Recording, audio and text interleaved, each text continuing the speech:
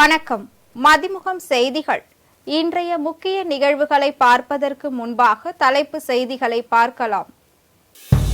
2666 கோடி ரூபாய் முதலீடு, 5365 பேருக்கு வேலை வாய்ப்பு.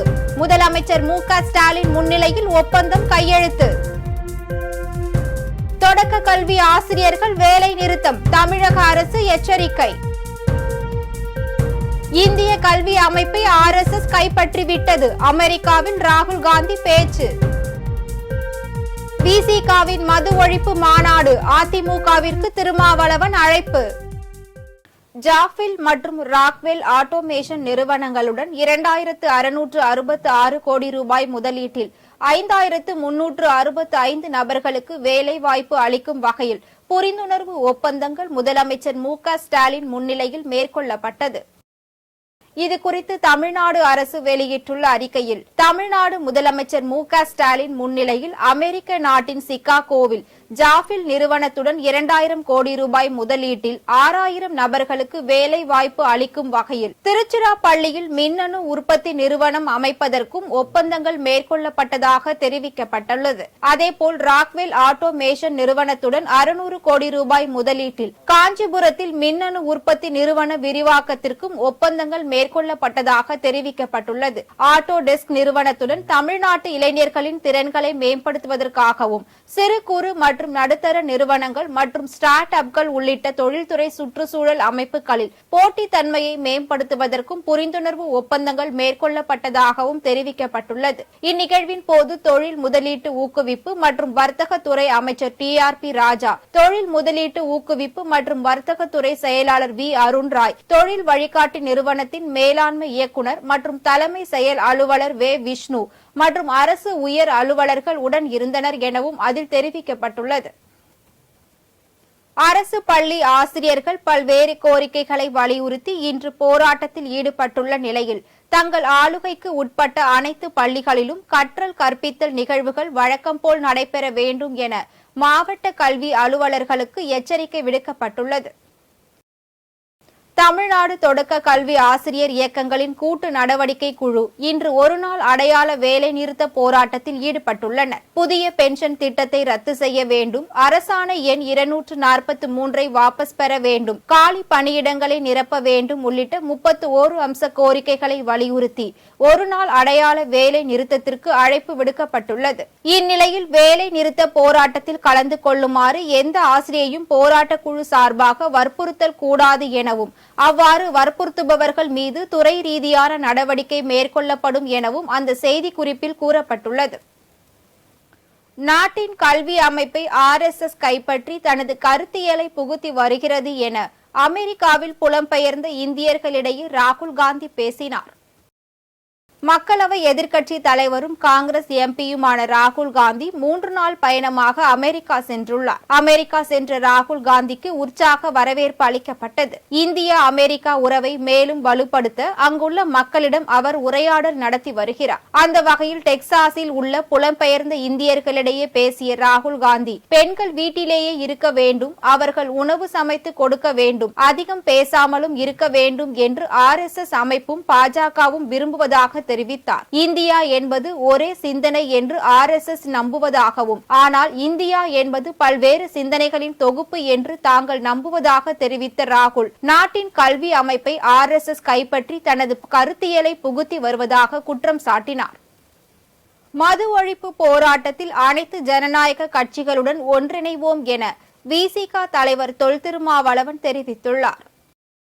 விசிக சார்பில் கள்ளக்குறிச்சியில் வரும் அக்டோபர் 2 போதை மற்றும் மது ஒழிப்பு மாநாடு நடத்தப்பட உள்ளது. அது தொடர்பாக செய்தியாளர்களிடம் பேசிய திருமாவளவன், தமிழ்நாட்டில் படிப்படியாக மதுபான கடைகளை மூட வேண்டும், கள்ளச்சாராய விவகாரத்தில் கவனம் செலுத்த முடியவில்லை என்பதுதான் கவலையாக உள்ளதாக தெரிவித்தார். மது ஒழிப்பு போராட்டத்தில் அனைத்து ஜனநாயக கட்சிகளுடன் ஒன்றிணைவோம் எனவும், விசிகாவின் மது ஒழிப்பு மாநாட்டில் அதிமுகவும் பங்கேற்கலாம் எனவும் தெரிவித்தார். தேர்தல் அரசியல் என்பது வேறு, மது ஒழிப்பு உள்ளிட்ட சமூக பிரச்சினை என்பது வேறு எனவும், மக்கள் பிரச்சினைக்காக எந்த சக்திகளுடனும் இணைவோம் என்றும் திருமாவளவன் தெரிவித்துள்ளார்.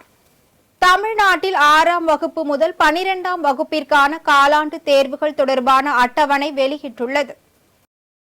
நடப்பு கல்வியாண்டில் உதவி பெறும் மற்றும் தனியார் பள்ளிகளில் 6 முதல் 12ஆம் வகுப்புகளுக்கான காலாண்டு தேர்வு அட்டவணை வெளியிடப்பட்டுள்ளது. இந்த அட்டவணையின்படி 6 முதல் 10ஆம் வகுப்புகளுக்கு வருகிற 20ஆம் தேதி காலாண்டு தேர்வு தொடங்கி 27ஆம் தேதி வரை நடைபெற உள்ளது என அறிவிக்கப்பட்டுள்ளது. அதேபோல் +1, +2 வகுப்புகளுக்கு வருகிற 19ஆம் தேதி துவங்கி 27ஆம் தேதி வரை காலாண்டு தேர்வுகள் நடைபெற உள்ளது. தேர்வுகள் நிறைவடைந்த பின்னர் வருகிற 28ஆம் தேதி முதல் அக்டோபர் 2ஆம் தேதி வரை காலாண்டு தேர்வு விடுமுறை அறிவிக்கப்பட்டுள்ளதாக பள்ளி கல்வித்துறை தெரிவித்துள்ளது. கொடைக்கானலில் அரசு மேல்நிலை பள்ளியில் ஆய்வு செய்த இந்த நாளை வாழ்நாளில் மறக்க முடியாத நாளாக மாறி உள்ளது என்று பள்ளி கல்வித்துறை அமைச்சர் அன்பில் மகேஷ் தெரிவித்துள்ளார்.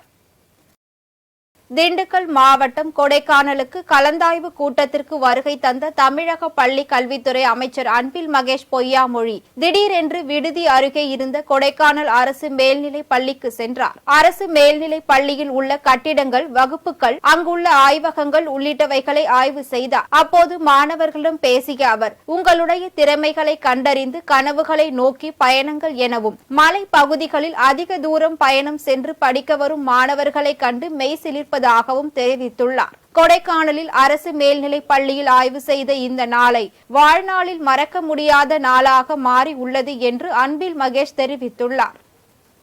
சொத்து குவிப்பு வழக்கில் அமைச்சர் பொன்முடி விடுதலை செய்யப்பட்டதற்கு எதிராக தாமாக முன்வந்து விசாரணைக்கு எடுத்த வழக்கின் விசாரணையை 8 வாரங்களுக்கு ஒத்திவைத்து சென்னை உயர்நீதிமன்றம் உத்தரவிட்டுள்ளது. கடந்த 2002ஆம் ஆண்டு அதிமுக ஆட்சி காலத்தில் அமைச்சர் பொன்முடிக்கு எதிராக வழக்கு பதிவு செய்யப்பட்டது. இந்நிலையில் விழுப்புரம் நீதிமன்றத்தில் விசாரணையில் இருந்த இந்த வழக்கு வேலூருக்கு மாற்றப்பட்டது. வழக்கை விசாரித்த வேலூர் நீதிமன்றம் குற்றச்சாட்டுகள் நிரூபிக்கப்படவில்லை என கூறி பொன்முடி மற்றும் அவரது மனைவி விசாலாட்சியை விடுதலை செய்து தீர்ப்பளித்தது. இதற்கு எதிராக சென்னை உயர்நீதிமன்ற நீதிபதி ஆனந்த் வெங்கடேஷ் தாமாக முன்வந்து வழக்கை விசாரணைக்கு எடுத்திருந்தார். இந்த வழக்கு நீதிபதி ஆனந்த் வெங்கடேஷ் முன்பு மீண்டும் விசாரணைக்கு வந்தது. அப்போது பொன்முடிக்கு எதிரான வழக்கை 8 வாரங்களுக்கு ஒத்திவைத்து நீதிபதி உத்தரவிட்டார். தொடக்கப்பள்ளி ஆசிரியர்களின் நியாயமான கோரிக்கைகளை நிறைவேற்ற வேண்டும், அதன் மூலம் அவர்களின் அடுத்த கட்ட கோட்டை முற்றுகை போராட்டத்தை தவிர்க்க வேண்டும் என்று தமிழக அரசுக்கு பாமக நிறுவனர் ராமதாஸ் வலியுறுத்தியுள்ளார். இது தொடர்பாக அவர் வெளியிட்டுள்ள அறிக்கையில், எதிர்கால தலைமுறையினரை அறிவார்ந்த சமுதாயமாக உருவாக்குவது ஆசிரியர்கள் தான் என குறிப்பிட்டுள்ளார். அதிலும் தொடக்கப்பள்ளி ஆசிரியர்களுக்கு இதில் சிறப்பு பங்கு உண்டு எனவும், இத்தகைய பெருமை கொண்ட ஆசிரியர்கள் அவர்களின் கோரிக்கைகளை வலியுறுத்தி சாலையில் இறங்கி போராடுவதையே தங்களுக்கு ஏற்பட்ட அவமதிப்பாக அரசு கருத வேண்டும் எனவும் குறிப்பிட்டுள்ளார். எனவே தமிழக அரசு இனியும் அலட்சியம் காட்டாமல் தொடக்கப்பள்ளி ஆசிரியர்களின் கோரிக்கைகளை நிறைவேற்ற வேண்டும் எனவும், அதன் மூலம் அவர்களின் அடுத்த கட்ட கோட்டை முற்றுகை போராட்டத்தை தவிர்க்க வேண்டும் என்று வலியுறுத்துவதாக அந்த அறிக்கையில் குறிப்பிட்டுள்ளார். தங்களது நிறுவனம் தயாரிக்கும் திரைப்படங்களில் நடிக்க வாய்ப்பு கொடுப்பதாக வெளியாகும் தகவல்களில் உண்மை இல்லை என ராஜ்கமல் பிலிம்ஸ் இன்டர்நேஷனல் நிறுவனம் அறிவித்துள்ளது. இது தொடர்பாக வெளியிடப்பட்ட அறிக்கையில், தங்களது நிறுவனம் தயாரிக்கும் படத்தில் நடிகர்களை தேர்வு செய்வதற்காக ஏஜென்ட் யாரும் நியமிக்கப்படவில்லை என்றும், வாய்ப்பு வாங்கி தருவதாக யாரேனும் கூறினால் நம்ப வேண்டாம் என்றும் தெரிவிக்கப்பட்டுள்ளது. மேலும் தங்களது நிறுவனத்தின் பெயரை அனுமதியின்றி பயன்படுத்தி மோசடிகளில் ஈடுபடுபவர்கள் மீது சட்ட ரீதியான நடவடிக்கை எடுக்கப்படும் என்றும் எச்சரித்துள்ளது. கொல்கத்தாவில் பெண் மருத்துவர் பாலியல் வன்கொடுமை செய்யப்பட்டு கொல்லப்பட்ட விவகாரத்தில் புலன் விசாரணை குறித்த புதிய நிலை அறிக்கையை செப்டம்பர் 17ஆம் தேதிக்குள் தாக்கல் செய்ய சிபிஐக்கு உச்சநீதிமன்றம் உத்தரவிட்டுள்ளது. இந்த விவகாரத்தை உச்ச நீதிமன்ற தலைமை நீதிபதி TY சந்திரசூட் தலைமையிலான அமர்வு தாமாக முன்வந்து வழக்கு பதிவு செய்து விசாரித்து வருகிறது. இந்த வழக்கு விசாரணையின் போது சிபிஐ தாக்கல் செய்த நிலை அறிக்கையை பதிவு செய்து கொண்ட உச்ச நீதிமன்றம் புலன் விசாரணை தொடர்வதை கருத்தில் கொண்டு புதிய நிலை அறிக்கையை செப்டம்பர் 17ஆம் தேதிக்குள் தாக்கல் செய்ய உத்தரவிட்டது. அதானி குழுமம் சீனாவில் முதலீடு செய்ய திட்டமிட்டுள்ள நிலையில் பிரதமர் சீனாவுக்கு கிளீன் சிட் அளித்துள்ளது அதானி குழுமத்திற்கான ஆதரவு கடிதமே என்று காங்கிரஸ் கட்சி குற்றம் சாட்டியுள்ளது. இதுகுறித்து காங்கிரஸ் கட்சியின் ஊடக பிரிவு பொறுப்பாளர் ஜெயராம் ரமேஷ் தனது ட்விட்டர் பக்கத்தில் விரிவான அறிக்கை ஒன்றை வெளியிட்டுள்ளார். அதில் அவர் கடந்த சில ஆண்டுகளாக அதானி குழுமத்தின் வெளிநாட்டு முதலீட்டு நடவடிக்கைகள் நமது தேசத்தின் பாதுகாப்பை குறைமதிப்பீடு செய்வதுடன் இந்தியாவிற்கு மோசமான விளைவுகளையும் ஏற்படுத்தியதாக தெரிவித்துள்ளார்.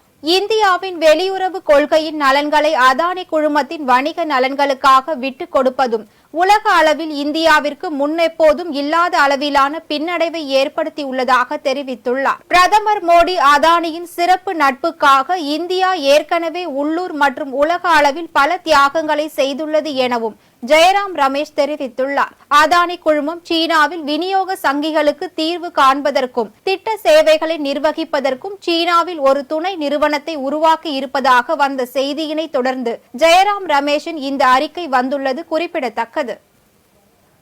வேலூர் மாவட்டத்தில் ஆசிரியர்கள் 31 அம்ச கோரிக்கைகளை வலியுறுத்தி மாவட்ட ஆட்சியர் அலுவலகம் எதிரில் ஆர்ப்பாட்டத்தில் ஈடுபட்டனர். வேலூர் மாவட்டம் சத்துவாச்சாரியில் உள்ள மாவட்ட ஆட்சியர் அலுவலகம் எதிரில் தொடக்க கல்வி ஆசிரியர்கள் இயக்கங்களின் கூட்டு நடவடிக்கை குழு சார்பில் ஆர்ப்பாட்டமானது மாவட்ட தலைவர் ஜோசப் அன்னையா தலைமையில் நடைபெற்றது. இதில் ஆசிரியர் சங்க நிர்வாகிகள் ஜனார்த்தனன் உள்ளிட்ட பல சங்க நிர்வாகிகள் பங்கேற்று பழைய ஓய்வு ஊதிய திட்டத்தை அமல்படுத்தவும் புதிய ஓய்வு ஊதிய திட்டத்தை ரத்து செய்ய வேண்டும் எனவும் அரசாணை 243 ரத்து செய்யவும் மற்றும் ஆசிரியர் காலி பணியிடங்களை நிரப்ப வேண்டும் என உள்ளிட்ட 31 அம்ச கோரிக்கைகளை வலியுறுத்தி ஆசிரியர்கள் கோஷங்களை எழுப்பினர். முக்கியமாக 243 அரசாணை என்பது இன்றைக்கு வேலூர் மாவட்டத்திலே பெரிய பாதிப்பை ஏற்படுத்தியிருக்கிறது. அணைக்கட்டு ஒன்றியத்திலே 93 காலி பணியிடங்கள் ஏற்படுத்தப்பட்டு இதுவரைக்கும் ஒரு ஆசிரியர் கூட நிரப்பப்படாத ஒரு அவல நிலையை கல்வித்துறையிலே நடைபெற்றுக் கொண்டிருக்கிறது. அதே போல பென்ஷன் இன்றைக்கு முதியோர் ஊன்றுகாலாக இருப்பது பென்ஷன் தான். இன்றைக்கு 60 வயதை கடந்தவர்களுக்கு துணையாக இருப்பது மருத்துவ உதவிக்கும் தன்னுடைய குடும்பத்தை பாதுகாக்கவும் உதவியாக இருப்பது பென்ஷன். அத்தகைய புதிய பென்ஷன் திட்டத்தை அரசாங்கம் வைத்துக்கொண்டு இன்று வரையும் பழைய பென்ஷன் திட்டத்திற்கான எந்த விதமான ஏற்பாடும் செய்யாமல் இழுத்தெடுத்துக் கொண்டிருக்கிறது. அதே போல இடைநிலை ஆசிரியர் ஊதிய பிரச்சனை, இங்கே பல்வேறு நிலையிலான இடைநிலை ஆசிரியர்களுக்கு ஒரே மாதிரியான ஊதியம் இல்லாத காரணத்தால் மத்திய அரசுக்கு இணையான ஊதியத்தை இடைநிலை ஆசிரியருக்கு வழங்க வேண்டும். டிஜிட்டல் கிராப் சர்வே முறைக்கு எதிர்ப்பு தெரிவித்து கிராம நிர்வாக அலுவலர்கள் ஆர்ப்பாட்டத்தில் ஈடுபட்டனர். தமிழ்நாட்டில் டிஜிட்டல் கிராப் சர்வே முறை பிப்ரவரி மாதம் முதல் நடைமுறைக்கு வந்தது. இந்த டிஜிட்டல் முறையில் கரும்பு, வாழை, சவுக்கு உள்ளிட்ட தோட்டங்களில் சர்வே செய்ய இயலாத இடங்களை கட்டாயப்படுத்துவதை கைவிட வேண்டும். இந்த பணிக்கு தேவையான கூடுதல் ஊழியர்களை பணியமர்த்த வேண்டும் மற்றும் தேவையான உபகரணங்களை வழங்க வேண்டும் என கிராம நிர்வாக அலுவலர்கள் சங்கத்தினர் தொடர்ந்து வலியுறுத்தி வந்தனர். இந்நிலையில் இம்முறையில் உள்ள நடைமுறை சிக்கல்களை சரி செய்ய வேண்டும் என வலியுறுத்தி மயிலாடுதுறை மாவட்டத்தில் உள்ள அனைத்து வட்டாட்சியர் அலுவலகங்கள் முன்பும் ஆர்ப்பாட்டத்தில் ஈடுபட்டனர். இதனிடையே குத்தாலம் தாலுகா அலுவலகம் முன்பு வட்ட தலைவர் ராஜ்மோகன் தலைமையில் கிராம நிர்வாக அலுவலர்கள் தங்கள் கோரிக்கைகளை நிறைவேற்றி தர வலியுறுத்தி கண்டன கோஷங்களை எழுப்பினர். வளர்பிறை சஷ்டியை முன்னிட்டு ஸ்ரீ முருகர் வள்ளி தெய்வானை திருக்கல்யாணத்தில் திரளான பக்தர்கள் சுவாமி தரிசனம் செய்தனர். ராணிப்பேட்டை மாவட்டம் கீழ்மின்னல் பகுதியில் அமைந்துள்ள புகழ்பெற்ற ரத்தினகிரி பாலமுருகன் திருக்கோவிலில் வளர்பிறை சஷ்டியை முன்னிட்டு பாலமுருகனடிமை சுவாமிகள் தலைமையில் சிறப்பு யாகம் நடைபெற்றது. பின்னர் ஸ்ரீ முருகர் வள்ளி தெய்வ யானைக்கு திருமாங்கல்யம் அணிவிக்கும் வைபவம் நடந்து முருகர் வள்ளி தெய்வானை சுவாமிகளுக்கு சிறப்பு அலங்காரங்களும் மகா தீபாராதனைகளும் நடைபெற்றது. இதில் திரளான பக்தர்கள் கலந்து கொண்டு சுவாமி தரிசனம் செய்தனர். மேட்டூர் அணைக்கு வரும் நீரின் அளவு வினாடிக்கு 11,736 கன அடியில் இருந்து வினாடிக்கு 10,706 கன அடியாக குறைந்துள்ளது. டெல்டா பாசனத்திற்கு நீரின் தேவை அதிகரித்து உள்ளதால் மேட்டூர் அணையில் இருந்து காவிரி டெல்டா பாசனத்திற்கு திறக்கப்படும் நீரின் அளவு வினாடிக்கு 19,000 கன அடியில் இருந்து வினாடிக்கு 23,000 கன அடியாக அதிகரிக்கப்பட்டுள்ளது. கிழக்கு மேற்கு கால்வாய் பாசனத்திற்கு வினாடிக்கு 700 கன அடி வீதம் தண்ணீர் திறக்கப்பட்டு வருகிறது. அணையின் நீர்மட்டம் 115.45 அடியில் இருந்து 114.91 அடியாக குறைந்துள்ளது. நீர் இருப்பு 85.58 டிஎம்சி ஆக உள்ளது. திருப்பத்தூர் அருகே ரயில்வே தடுப்பு சுவர் மீது இருசக்கர வாகனம் மோதிய விபத்தில் பெண் ஒருவர் உயிரிழந்துள்ளார். திருப்பத்தூர் மாவட்டம் அடுத்த தாம்லேரி முத்தூர் ரயில்வே மேம்பால தண்டுகாலி பகுதியை சேர்ந்த பெருமாள் என்பவர் கூலி வேலை செய்து வருகிறார். இந்நிலையில் பெருமாள் மற்றும் இவரது தம்பியின் மனைவி அனிதா ஆகிய இருவரும் வீட்டிற்கு செல்லும் பொழுது எதிர்பாராத விதமாக நிலை தடுமாறி ரயில்வே தடுப்பு சுவர் மீது மோதி 60 அடி பள்ளத்தில் விழுந்து உயிரிழந்துள்ளனர். மேலும் படுகாயமடைந்த பெருமாள் அரசு மருத்துவமனையில் சிகிச்சை பெற்று வருகிறார். இந்த சம்பவம் குறித்து ஜோலார்பேட்டை காவல்துறையினர் அனிதாவின் உடலை கைப்பற்றி உடற்கூறு ஆய்வுக்காக திருப்பத்தூர் அரசு மருத்துவமனைக்கு அனுப்பி வைத்துள்ளனர். பின்னர் இதுகுறித்து வழக்கு பதிவு செய்து விசாரணை மேற்கொண்டு வருகின்றனர். மகாவிஷ்ணுவின் பரம்பொருள் அறக்கட்டளையை தடை செய்ய வலியுறுத்தி திருப்பூரில் ஆர்ப்பாட்டம் நடைபெற்றது. திருப்பூர் மாவட்டத்தில் சர்ச்சை பேச்சாளர் மகாவிஷ்ணுவின் பரம்பொருள் அறக்கட்டளையை தடை செய்ய வலியுறுத்தியும் அறக்கட்டளையின் சட்டவிரோத பண பரிமாற்றத்தை ஆய்வு செய்ய கோரியும் முற்போக்கு இயக்கங்கள் சார்பாக முற்றுகை போராட்டம் நடைபெற்றது. இந்நிலையில் இந்த முற்றுகை போராட்டத்திற்கு அவிநாசி காவல்துறையினர் அனுமதி மறுப்பு தெரிவித்திருந்த நிலையில் அணைப்புத்தூர் பேருந்து நிலையம் நிறுத்தம் பகுதியில் ஆர்ப்பாட்டத்தில் ஈடுபட்டனர். மகாவிஷ்ணு மாதிரியான ஆட்கள் வந்து சமூகத்தை பின்னோக்கி எடுத்துட்டு இருக்காங்க. அதுபோக அவர் சொல்றாரு, ஒரு மந்திரம் சொன்னோம்னா தீ மலையா பொழியும், வெள்ளைக்காரங்க வந்துதான் இதையெல்லாம் அழிச்சிட்டாங்கன்னு சொல்றாரு. அப்ப வெள்ளைக்காரன் வர்றதுக்கு முன்னாடி அவங்களுக்கு அந்த மந்திரம் இருந்ததுன்னா அந்த மந்திரத்தை போட்டு வெள்ளைக்காரன் அழிச்சிருக்கலாமே. இந்த மாதிரியான அபத்தமான குப்பைகளை வந்து மாணவர்கள் மத்தியில விதைச்சிட்டு இருக்காங்க.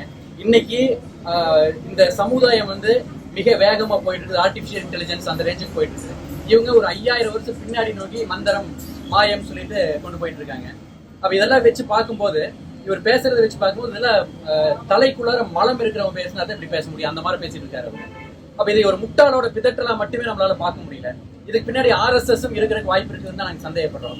ஏன்னா பல காலமாகவே பள்ளியில குழந்தைங்க மனதுல வந்து மதவெறியை ஏற்றி அதன் மூலமா அரசியல் ஆதாயம் அடைகிறதுக்கு RSS முயற்சி செஞ்சுட்டு இருக்கு.